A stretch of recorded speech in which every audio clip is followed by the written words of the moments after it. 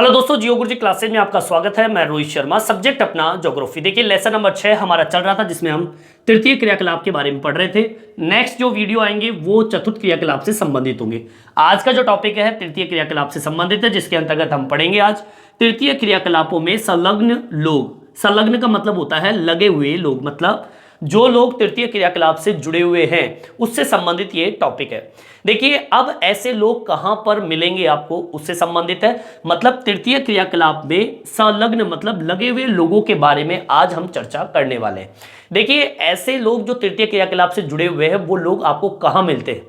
अगर मैं देशों की बात करूं तो अधिक विकसित देशों के अंदर अधिकतर लोग तृतीय क्रियाकलाप मतलब सेवा जैसे लोगों से, सेवा जैसी स्थिति या सेवा जैसे कार्यों से जुड़े हुए हैं, जैसे कि परिवहन हुआ, संचार हुआ या फिर कई प्रकार की सेवाएं हुई। अगर मैं बात करूं अल्प विकसित देशों की तो वहां पर 10% से भी कम लोग इन सेवा कार्यों से मतलब तृतीय क्रियाकलाप से जुड़े हुए हैं। ठीक है। अगर मैं संयुक्त राज्य अमेरिका की बात करूं तो 75% से अधिक लोग इस सेवा कार्य में लगे हुए हैं। इस सेक्टर में रोजगार की जो प्रवृत्ति है वो धीरे धीरे अब बढ़ रही है, लेकिन अगर मैं तृतीय क्रियाकलाप अगर बढ़ रहा है तो कहीं ना कहीं प्राथमिक और द्वितीय क्रियाकलाप जो है वो धीरे धीरे घटने की स्थिति में जा रहा है। तो इसी को मैं मेंशन करूंगा। आपको क्या लिखना है, देखिए तृतीय क्रियाकलाप में संलग्न लोगों के बारे में सबसे पहले मैंने लाइन बताई आपको, अधिक विकसित देशों में अधिकतर लोग सेवा क्षेत्रों में लगे हुए हैं। अब सेवा क्षेत्र जो है वो किससे संबंधित है, तृतीय क्रियाकलाप से संबंधित। तो पहली लाइन जो हमारी होगी वो यही होगी, क्या, अधिक विकसित देशों में अधिकतर लोग सेवा जैसे कार्यों में लगे हुए हैं। ठीक है। अब यहां पर जो सेवा शब्द है या सेवाएं जो शब्द है, ये सेवाएं शब्द है किससे संबंधित, तृतीय क्रियाकलाप से। अब यहां पर जो सेवा शब्द जो आया है, अब सेवा शब्द में कई सारी सेवाएं हो सकती है, जैसे मैंने आपको बताया था, जैसे कि सेवाएं हो सकती है, डॉक्टर हो सकता है, वकील हो सकता है। ठीक है। सेवाओं के अंदर और भी कई, जैसे कि अध्यापक हो सकता है। ठीक है ना। और भी जैसे मैंने आपको पिछले वीडियो में बताया था कि सेवाएं कौन कौन सी होती है। और सेवा जो शब्द है ये किससे संबंधित है, तृतीय क्रियाकलाप से संबंधित है। मतलब ये कहना चाहता हूं आपको कि अधिक विकसित देशों में अधिकतर लोग जो है वो सेवा कार्य मतलब तृतीय क्रियाकलाप से जुड़े हुए हैं, जबकि अल्प विकसित देशों के अंदर, ठीक है, जबकि अल्प विकसित मतलब इनसे थोड़ा कम विकसित, अल्प विकसित देशों में 10% से भी कम लोग, ठीक है, मतलब अगर मैं अल्प विकसित देशों में जाऊं, विकसित देशों की तुलना में, जहां पर विकसित स्थिति जो है इनकी तुलना में थोड़ा कम है, वहां पर 10% से भी कम लोग इन सेवा क्षेत्रों से जुड़े हुए हैं। ठीक है, लिख देंगे अल्प विकसित देशों में 10% से भी कम लोग सेवा क्षेत्रों से जुड़े हुए हैं। मतलब यह हुआ कि विकसित देशों में तृतीय क्रियाकलाप से जुड़े हुए लोग आपको ज्यादा मिलेंगे। उदाहरण के तौर पर, जैसे कि मैंने उदाहरण दिया आपको, संयुक्त राज्य अमेरिका। अब संयुक्त राज्य अमेरिका जो है, यहां पर 75% से अधिक लोग इन सेवा कार्यों से जुड़े हुए हैं। ठीक है। संयुक्त राज्य अमेरिका में 75% से अधिक लोग सेवाएं कार्यों से जुड़े हुए हैं। अब यहां पर संयुक्त राज्य अमेरिका कैसा देश है, ये अधिक विकसित देशों की श्रेणी में आता है। आगे बात समझे। अब देखिए जो ये सेवा सेक्टर होता है ये अधिक से अधिक रोजगार में बढ़ाने में मदद करता है। इसको मेंशन कर देते हैं, इस सेक्टर में रोजगार बढ़ने की प्रवृत्ति अधिक है।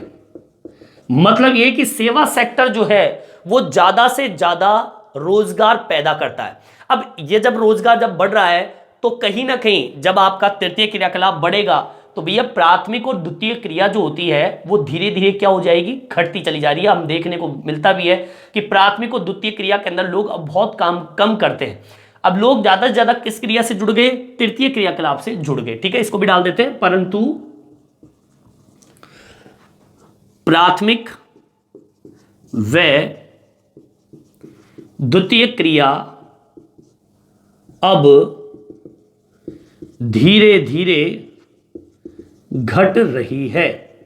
मतलब यह कि अब प्राथमिक और द्वितीय क्रिया का जो जगह है वो कौन ले रहा है, तृतीय क्रिया। और तृतीय क्रिया जैसे जैसे बढ़ रही है वहीं प्राथमिक और द्वितीय क्रिया धीरे धीरे क्या हो रही है, घट रही है। ठीक है, यहां तक आपके समझ में आ गया होगा कि मैं क्या समझाना चाहता हूं कि तृतीय क्रियाकलाप में कौन कौन से लोग लगे हुए हैं और वो कौन से क्षेत्र में लगे हुए हैं। देखो ऐसे तो तृतीय क्रियाकलाप के अंदर 2-3 बिंदु है, परिवहन भी है, संचार भी है और सेवा भी है। लेकिन परिवहन और संचार से तो लोग जुड़े हुए हैं, लेकिन ज्यादा से ज्यादा लोग जो है वो सेवा कार्य से जुड़े हुए हैं और सेवा कार्य आपका तृतीय क्रियाकलाप से संबंधित है। सेवाएं कोई सी भी हो सकती है, मैंने पिछले वीडियो में बताया था आपको। सेवाएं जो होती है एक व्यक्ति से दूसरे व्यक्ति को दी जाने वाली सुविधा होती है, इसे ही हम क्या कहते हैं, सेवाएं कहते हैं। और सेवा का जो भाग है, अगर मैं परिवहन, संचार और सेवा की बात करूं तो इनमें सबसे ज्यादा जो प्रतिशत है काम करने वालों का वो सेवा क्षेत्रों से जुड़ा हुआ है। विकसित देशों के अंदर ज्यादा से ज्यादा लोग सेवा क्षेत्र से जुड़े हुए, अल्प विकसित देशों के अंदर 10% से कम लोग सेवा क्षेत्र से जुड़े हुए। संयुक्त राज्य अमेरिका में जाइए 75% से अधिक लोग सेवा क्षेत्र से जुड़े हुए हैं, क्योंकि ये ज्यादा से ज्यादा रोजगार बढ़ाने में मदद करती है। और यही कारण है कि आपका जो प्राथमिक सेक्टर है, ठीक है, आपका जो प्राथमिक सेक्टर है और जो द्वितीय सेक्टर है वो धीरे धीरे क्या हो रहा है, घटने की स्थिति में जा रहा है। ठीक है, यहां तक आपके समझ में आ गया होगा। अब हम बात करते हैं, मुख्य बिंदु पे आते हैं। तृतीय क्रियाकलाप का एक प्रमुख उदाहरण मैं आपके सामने रखूंगा, वो है पर्यटन से संबंधित। आज प्रेजेंट टाइम पे अगर हम देखें तो पर्यटन भी एक तृतीय क्रियाकलाप का उदाहरण है। और पर्यटन जो है जिस तरीके से बहुत तीव्र गति से अब पर्यटन जो व्यवस्था है या पर्यटन उद्योग जो है बहुत तेजी गति से बढ़ रहा है और जितने भी उद्योग हैं उनको सबको पीछे छोड़ते हुए बहुत आगे की ओर निकलता जा रहा है। तो अब हम बात करते हैं तृतीय क्रियाकलाप का एक प्रमुख उदाहरण पर्यटन के बारे में बात करेंगे। यहां तक आपके समझ में आ गया होगा, यहां तक आप उतार लीजिए। देखिए टॉपिक मैंने डाल लिया है पर्यटन। पर्यटन होता क्या है सुन लीजिए। सीधी सी बात है, जब आप घूमने जाते हो मतलब पर्यटन एक यात्रा है। और यात्रा क्यों की जाती है, आनंद के उद्देश्य से की जाने वाली यात्रा कहलाता है पर्यटन। मतलब जब हम घूमने जाते हैं, किसी भी दार्शनिक स्थल हो, पर्वत हो, मैदान हो, ठीक है, या फिर कोई भी ऐसा स्थान जो आपको आनंद देता हो, वहां अगर आप यात्रा करने के लिए जाते हो तो उसे हम कहते हैं पर्यटन। तो पर्यटन की क्या परिभाषा होती है, पर्यटन एक यात्रा है। लिखेंगे पर्यटन एक यात्रा है। ठीक है, एक क्या है, यात्रा है जो आनंद के उद्देश्य के लिए की जाती है, जो आनंद के उद्देश्य के लिए की जाती है। ये तो भाई बात हुई किसकी, पर्यटन की। भाई पर्यटन होता क्या है। अब आगे की ओर बढ़ते हैं। अब पर्यटन की क्या भूमिका है देश और राज्य में, और मैंने क्यों कहा कि तृतीय क्रियाकलाप के अंदर प्रमुख उदाहरण जो है वो पर्यटन है, क्या कारण है इसको एक बड़ा स्तर का उद्योग माना जाता है। देखिए मैं बता दूं आपको, देश हो चाहे राज्य हो, देश और राज्य का जो सकल घरेलू उत्पादन है, मतलब ये कि देश और राज्य की आय के अंदर जो आपका योगदान है किसका, पर्यटन का, तो मैं बता दूं 40% उत्पादन का, 40% उत्पादन का किसका, सकल घरेलू उत्पादन का, देश व राज्य का सकल घरेलू उत्पादन का 40% विश्व का यह अकेला सबसे बड़ा तृतीय क्रियाकलाप बन गया। क्या, पर्यटन। 40% भाग, 100 में से 40% भाग बहुत बड़ा होता है। और आज की डेट में पर्यटन जो है एक मुख्य अर्थव्यवस्था का स्रोत बन गया और देश और राज्य का सकल घरेलू उत्पादन का सबसे बड़ा अगर अर्थव्यवस्था का स्रोत अगर बना है तो वो कौन सा बना है, पर्यटन बना है। तो ये लाइन आपकी वेरी मोस्ट है, क्या लिखेंगे, देश राज्य। ठीक है, चाहे वो देश हो चाहे राज्य हो, उसका सकल घरेलू उत्पादन का 40%, कितना प्रतिशत, 40% विश्व का यह अकेला, विश्व का यह अकेला, ठीक है, एक अकेला मात्र सबसे बड़ा तृतीय क्रियाकलाप, अकेला सबसे बड़ा तृतीय क्रियाकलाप बन गया। ठीक है, ये तृतीय क्रियाकलाप बन गया, सबसे बड़ा भाग माना जाता है। क्यों? क्योंकि अर्थव्यवस्था में 40% भूमिका तो पर्यटन की है। ठीक है, अब पर्यटन में होता क्या है सुन लीजिए। जब आप घूमने जाते हो तो आपने देखा होगा, जब पर्यटन होता है तो पर्यटन से कई चीजें पोषित होती है। मतलब जब व्यक्ति किसी क्षेत्र में जाता है तो क्या क्या उस पर्यटन से बदलाव होगा, किन किन को फायदा होगा पर्यटन से, सुन लीजिए। पर्यटकों से अब देखिए किन किन को फायदा होता है। एक, आवास, भाई आप जब घूमने जाओगे तो रहने की व्यवस्था तो होनी चाहिए। दूसरा, भोजन, जब आप घूमने जाओगे तो भोजन की तो जरूरत पड़ेगी। ठीक है, इसके अलावा परिवहन। अब देखो क्या क्या चीज पोषित हो रही है। ये 40% उत्पादन क्यों, कहां से मिल रहा है अपन को? आवास, घूमने जाएंगे तो रहने की व्यवस्था भी होनी चाहिए, भोजन, परिवहन, इसके अलावा मनोरंजन। ठीक है, इसके अलावा आपके विशेष प्रकार की दुकानें भी होती है, विशेष दुकानें, जहां पर पर्यटक जो होता है वह जब घूमने जाता है तो कुछ ना कुछ खरीदता है। ठीक है, इसके अलावा पर्यटक अवसंरचना वाले उद्योगों की बात कर लेते हैं। पर्यटक अवसंरचना वाले उद्योगों, ठीक है। इसके अलावा फुटकर व्यापार, जो छोटे व्यापार होते हैं, फुटकर व्यापार इस पर्यटन से आगे की ओर बढ़ते हैं। ठीक है, इसके अलावा शिल्प उद्योग, जो हाथों से बनाए जाने वाले सामग्री वस्तु होती है, इन शिल्प उद्योग आदि जितनी भी चीजें होती है इस पर्यटन के कारण पोषित होती है। ये सब के सब पर्यटन से क्या होते हैं, विकसित होते हैं, इनको आमदनी है। इन क्षेत्रों को, जो भी मान लीजिए होटल चला रहा है तो भैया पर्यटक आएगा तो भोजन खाएगा तो पैसे देगा तो उसका विकास होगा। तो आवास हो, भोजन हो, परिवहन हो, मनोरंजन हो, विशेष दुकानें हो, चाहे वो पर्यटक अवसंरचना वाले उद्योग हो, चाहे वो फुटकर व्यापार हो, शिल्प उद्योग हो, इन सबका पोषण कौन करता है? पर्यटन करता है। समझ में आ गई बात? भाई पर्यटन किस प्रकार से अर्थव्यवस्था में योगदान देता है। अब देखिए आगे की ओर, देखिए पर्यटन जो होता है वो क्यों होता है। पर्यटन कुछ देशों के अंदर, कुछ प्रदेशों में ऋतुनिष्ठ होता है। ऋतुनिष्ठ का मतलब होता है जैसे सर्दी आ गई तो ठंड देखने चले जाते हैं, ठीक है, गर्मी आ गई तो गर्मी देखने भी जाते हैं, वर्षा आ गई तो वर्षा देखने जाते हैं। तो कुछ प्रदेशों में तो पर्यटन ऋतुनिष्ठ होते हैं, मतलब ऋतु के आधार पर होता है पर्यटन। अगर मान लीजिए आप कुल्लू मनाली कश्मीर देखने जा रहे हो तो सर्दी के अंदर ही तो जाओगे आप। ठीक है, अब देखिए कुछ प्रदेशों में तो पर्यटन ऋतुनिष्ठ होते हैं। अवकाश की अवधि इंपॉर्टेंट होती है, अब भाई छुट्टी मिलेगी तभी तो आप जाओगे। मौसमी दशाओं पर निर्भर होता है पर्यटन, कई प्रदेश तो ऐसे निर्भर होते हैं। कुछ प्रदेश ऐसे होते हैं जो वर्ष भर पर्यटकों को आकर्षित करते हैं, वो मैं बताऊंगा आपको क्यों करते हैं। तो पहले तो इस लाइन को समझिए, लिख देंगे कुछ प्रदेशों में पर्यटन ऋतुनिष्ठ होते हैं, मतलब ऋतु के आधार पर पर्यटक आते हैं। ठीक है, इसमें इंपॉर्टेंट होती है अवकाश की अवधि। ठीक है भैया, छुट्टी मिलना बहुत जरूरी है तभी तो लोग घूमने आएंगे। इसके अलावा मौसमी दशाओं पर निर्भर है, मतलब कुछ प्रदेश तो ऐसे होते हैं जिसमें पर्यटन ऋतुनिष्ठ होते हैं, अवकाश की अवधि पर डिपेंड करते हैं और मौसमी दशाओं पर निर्भर करते हैं। लेकिन कुछ प्रदेश ऐसे भी होते हैं, कुछ प्रदेश, लेकिन लगा लेंगे इसमें, लेकिन कुछ प्रदेश ऐसे होते हैं जो वर्ष भर, मतलब हर साल पर्यटकों को आकर्षित करते हैं, जो वर्ष भर पर्यटकों को क्या करते हैं, आकर्षित करते हैं। ठीक है, जहां पर हमेशा 12 महीने पर्यटक लोग जाते हैं। आगे बस में यहां तक आपके समझ में आ गया होगा कि पर्यटक होता क्या। मैंने आपको पर्यटन के बारे में समझाया कि भारत में या फिर विश्व के अंदर पर्यटन की स्थिति क्या है और पर्यटन क्यों तृतीय क्रियाकलाप का सबसे बड़ा उदाहरण, सबसे बड़ा बिंदु बन चुका है आज की डेट में। ठीक है, यहां तक समझ में आ गया होगा, यहां तक आप उतार लीजिए। देखिए अब हम बात करते हैं पर्यटक प्रदेशों की। ठीक है, पर्यटन प्रदेश कौन कौन से हैं जहां पे लोग घूमने के लिए जाते हैं। मुख्यतः अगर हम बात करें पर्यटन की घूमने वाली स्थिति, अगर हम बात करें जहां पर लोग बहुत ज्यादा घूमने के लिए जाते हैं, तो आपने नाम सुना होगा भूमध्य सागरीय तट। ठीक है, नाम सुना होगा आप लोगों ने। पहला है भूमध्य सागरीय तट। ठीक है, इस भूमध्य सागरीय तट है, इसके चारों ओर कोषण स्थान है, उसको देखने के लिए लोग वहां पर जाते हैं। ठीक है, भूमध्य सागरीय तट के चारों ओर कोष्ण स्थान को देखने जाते हैं।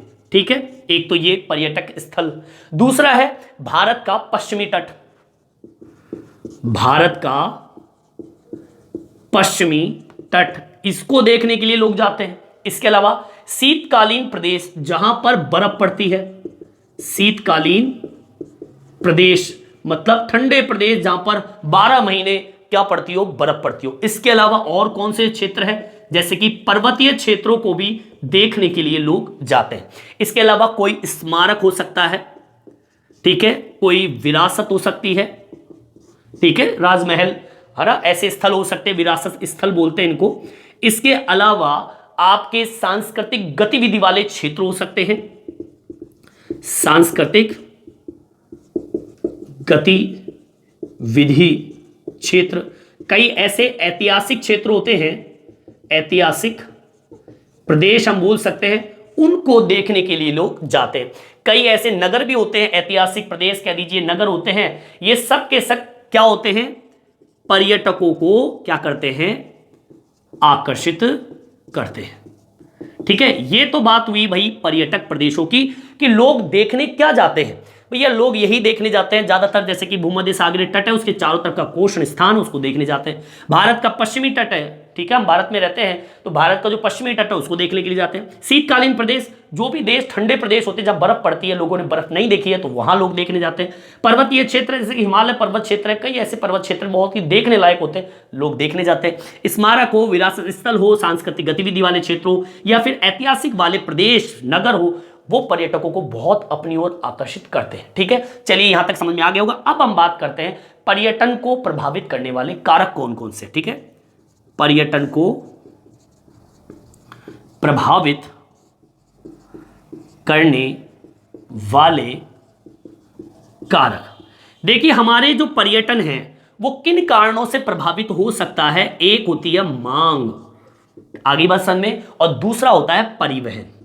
मैं इसे सिंपल शब्दों में समझा दूं। मांग तो जैसे कि मान लीजिए पर्यटन की जब किसी क्षेत्र के अंदर लोगों को आकर्षित करेगा तो मतलब उसकी मांग बढ़ रही है तो ही वो पर्यटन चलेगा। पर्यटन के लिए सबसे बड़ी चीज मांग की मैं बता दूं, अवकाश। बिना अवकाश के कोई भी पर्यटन नहीं चल सकता है। जीवन सुधारने के लिए, फुर्सत के लिए, समय निकालने के लिए और विश्राम के लिए अवकाश चाहिए होता है। और सबसे बड़ी मांग जो होती है भैया, सीधी सी बात है, इस पर्यटन के लिए अवकाश जरूरी है। छुट्टी तो चाहिए ही चाहिए, अगर छुट्टी नहीं तो पर्यटन नहीं हो सकता। दूसरी बात आती है परिवहन की। देखिए परिवहन जो है एक तरीके से सुविधा देने का काम करता है। आपको कहीं पर भी जाना है, यात्रा करनी है, बेहतर सड़क व्यवस्था होनी चाहिए, सुगम यात्रा होगी। वायु परिवहन का विस्तार जो है वो लंबी दूरी को कम कर देता है। तो ऐसी अगर व्यवस्था है पर्यटन के अंदर परिवहन की, तो वो पर्यटन जो है आगे की ओर बढ़ता है। तो सीधी सी बात है कि पर्यटन को दो ही चीजें प्रभावित करती है, एक तो मांग और दूसरा परिवहन। तो पहला पॉइंट डाल लेंगे, लिखना क्या है वो सुन लीजिए। मांग में तो आपको लिखेंगे क्या, पर्यटन के लिए अवकाश की मांग जरूरी है। ठीक है, पर्यटन के लिए अवकाश की मांग बड़ी है। अगर मांग बढ़ रही है तो सीधी सी बात है पर्यटन बढ़ेगा, अगर मांग घट रही है तो पर्यटन घटेगा। तो मांग बढ़ रही है, अभी तो पर्यटन बड़े स्तर पर जा रहा है, तो मांग बढ़ रही है तो मतलब पर्यटन बढ़ रहा है। एक चीज तो ये जीवन स्तर सुधारने, पहली चीज। दूसरी चीज फुर्सत के लिए समय निकालने, फुर्सत के लिए समय निकालने, ठीक है। और तीसरी चीज क्या, विश्राम के लिए अवकाश चाहिए, वह विश्राम के लिए अवकाश आवश्यक है। मतलब सबसे बड़ी तो मांग क्या हो गई, अवकाश ही हुई। एक पर्यटन को संचालित होने के लिए जब तक व्यक्ति के पास में अवकाश नहीं होगा तो पर्यटन आगे की ओर नहीं बढ़ पाएगा। ठीक है, दूसरा पॉइंट डाल लीजिए परिवहन। भाई सीधी सी बात है, परिवहन जब तक आपके पास साधन ही नहीं होगा तो जाओगे कहां से। तो परिवहन सुविधाएं पर्यटन को प्रभावित करती है। ठीक है, लिख देंगे पर्यटन सुविधाएं पर्यटन को प्रभावित करती है। अब वो सुविधाएं क्या? बेहतर सड़क प्रणाली, ठीक है। अगर बेहतर सड़क प्रणाली है तो यात्रा क्या होगी? सुगम होगी, ठीक है। इसके अलावा वायु परिवहन लंबी दूरी को कम समय में पूरी करता है। तो यह भी एक तरीके से परिवहन जो है प्रभावित करता है, लंबी दूरी को कुछ घंटों के अंदर तय कर लेता है। तो इस तरीके से मांग हो और परिवहन हो, ये दोनों बिंदु ही आपके परिवहन को क्या करता है? प्रभावित करता है। परिवहन नहीं होगा तो पर्यटन नहीं चलेगा, और छुट्टी नहीं होगी तो व्यक्ति जाएगा कैसे? तो मांग भी जरूरी है और परिवहन भी जरूरी है, तो आपका पर्यटन आगे की ओर बढ़ेगा। अगर इनमें थोड़ी सी भी कमी है, छुट्टी नहीं मिल रही है, परिवहन के साधन ठीक नहीं है, तो भैया आपका परिवहन 100% प्रभावित होगा, ठीक है। यहां तक आपके समझ में आ गया होगा। अब हम बात कर लेते हैं पर्यटन आकर्षण, मतलब पर्यटन की कुछ विशेषताओं की बात कर लेते हैं कि लोग पर्यटक क्षेत्रों की तरफ क्यों आकर्षित होते हैं। तो अगला पॉइंट डाल लीजिए, पर्यटन आकर्षण। इसका दूसरा पॉइंट आप लिख सकते हो, पर्यटन की विशेषताएं, ठीक है। यहां तक आपके समझ में आ गया होगा, यहां तक आप उतार लीजिए। देखिए अगला पॉइंट अपना है पर्यटन आकर्षण, मतलब पर्यटन की विशेषताएं क्या क्या है। वो विशेषताएं जिनको देखकर लोग आकर्षित होते हैं, आनंद में झूम जाते हैं, जैसे कि जलवायु है, भूदृश्य है, इतिहास एवं कला है, सांस्कृतिक एवं अर्थव्यवस्था है। मतलब ये चार बिंदु ऐसे हैं जो पर्यटकों को आकर्षित करते हैं। तो पहला पॉइंट डाल देंगे जलवायु। जलवायु क्या होती है भाई? ये ठंडे प्रदेशों में रहने वाले लोग किस क्षेत्र में जाना पसंद करेंगे? गर्म क्षेत्रों में। और गर्म प्रदेशों में रहने वाले लोग कौन से क्षेत्र में जाना पसंद करेंगे? गर्म क्षेत्रों में रहने वाले लोग ठंडे प्रदेशों में। मतलब उल्टा सुल्टा, मतलब कहने का मतलब ये हो गया कि ठंडे प्रदेश के लोग गर्म प्रदेशों में, गर्म प्रदेश के लोग ठंडे प्रदेशों में जाना पसंद करेंगे।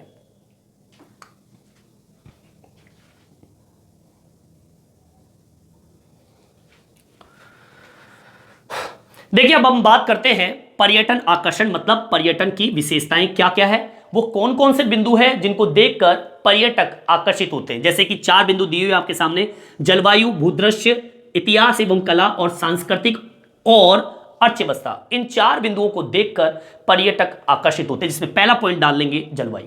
अब देखिए जलवायु किस प्रकार से पर्यटकों को आकर्षित करती है। मान लीजिए आप ठंडे प्रदेशों में रहते हैं, बहुत ज्यादा ठंड ग्रहण करने के बाद में व्यक्ति ये सोचता है कि वो गर्म प्रदेशों की ओर बढ़े।